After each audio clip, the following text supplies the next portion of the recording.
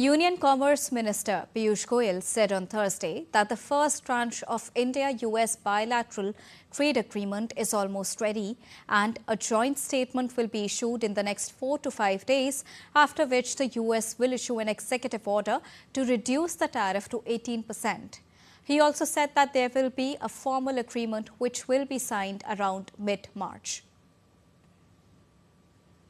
बहुत ही सार्थक चर्चा चल रही है भारत और यूनाइटेड स्टेट्स ऑफ अमेरिका के बीच, जो हमारे दोनों नेताओं ने निर्णय लिया है। हमारा पहला ट्रांच बायलैटरल ट्रेड एग्रीमेंट का लगभग तैयार हो गया है। हमारी उम्मीद है कि अगले 4-5 दिन में हम एक joint statement United states of America और भारत के बीच में फाइनलाइज करके साइन कर देंगे और उस जॉइंट स्टेटमेंट के आधार पर शुरुआत हो जाएगी हमारे दोनों के बीच में इस समझौते की पहली कड़ी।